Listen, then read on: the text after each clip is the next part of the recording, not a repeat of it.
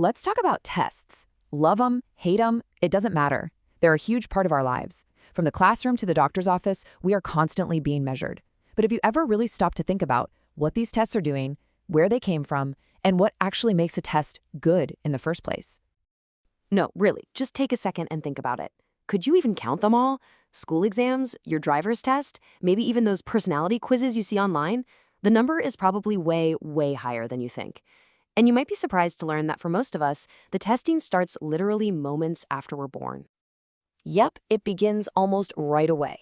Within the first few minutes of life, most of us get our very first score. It's called the APGAR test. It's just a quick, simple check of appearance, pulse, grimace, activity, and respiration. And just like that, boom, right from the start, we're being measured. Then, of course, comes school. And for years and years, our knowledge is put to the test with things like these big statewide progress exams, all designed to see how we, at our schools, are stacking up. And eventually, you hit the really high-stakes stuff. I'm talking about the world of college admissions, with exams like the SAT or the ACT.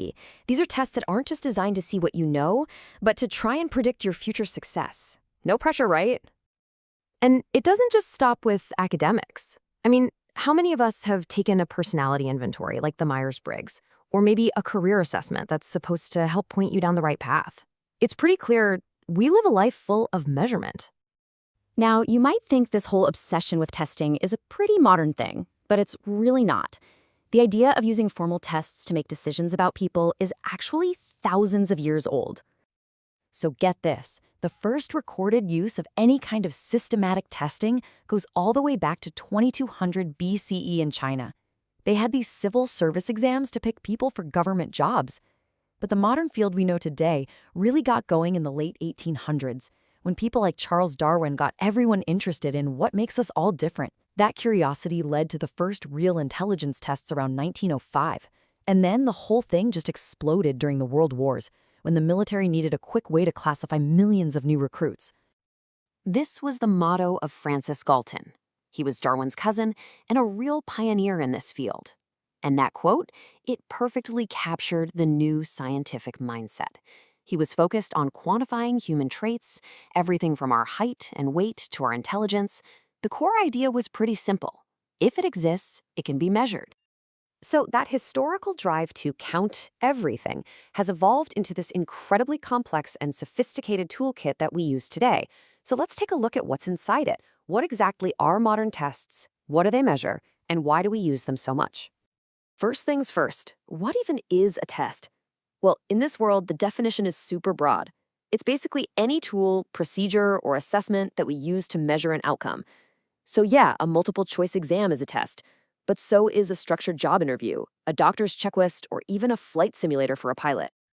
Now, what's really interesting is how we categorize what's being measured. You've got achievement tests, like a history midterm, that measure what you've already learned. You have personality tests, looking for stable traits and attitudes. Then there are aptitude tests, which try to predict your potential for success in something. And finally, ability tests, like an IQ test, which measure your current skill level. Of course, sometimes the lines get a little blurry. The SAT tests what you've learned, but it's used to predict college success, so it's kind of both an achievement and an aptitude test. So what's the point of all this? Well, it's because tests help us make really critical decisions.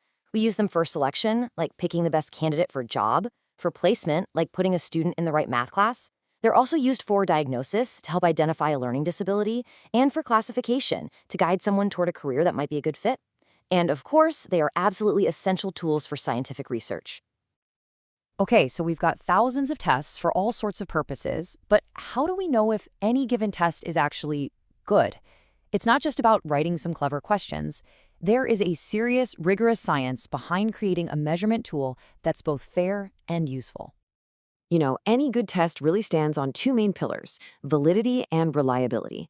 Validity asks a simple question. Does the test measure what it claims to measure? A history test full of math problems wouldn't be very valid, right? Then there's reliability. This asks, does the test give you consistent results? If you took a reliable test on a Monday and then again on a Tuesday, your scores should be pretty much the same.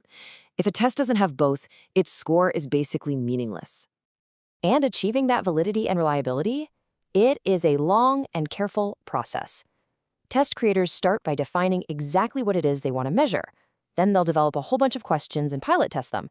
They analyze all the data, tweak the questions, and run more tests until they have a final validated version. And finally, they create super strict guidelines for how the tests should be given and how the scores should be interpreted. All right, we've covered the history, the different types, and the science, but let's bring it all back home. Why is it so important for all of us, not just scientists, to understand how all this works? Well, because these scores, they don't just stay on the page. They end up shaping the story of our lives. And hey, if you want to understand the sheer scale of all of this, just follow the money. How much do you think states spend every single year on just the federally required K-12 tests? $1.7 billion. This isn't some niche academic field. This is a massive industry that directly impacts policy, school funding, and every single student. So as you go through your own life and tests, here are a few key things to keep in mind. First, our understanding of people is only as good as the tools we use to measure them. Second, context is everything. A score by itself means nothing without understanding who took the test and why. Third, yeah, test results can absolutely be misused, so we have to be smart about it. But finally, when they're used the right way, these tools are incredibly helpful for making fair and important judgments. Ultimately, tests are so much more than just numbers on a page. They are powerful instruments that can open doors, guide huge decisions, and define opportunities. In a way, they write a story about us, a lot of times without our input. So the question is, now that you know a little more about how that story is written, how will you choose to look at it now?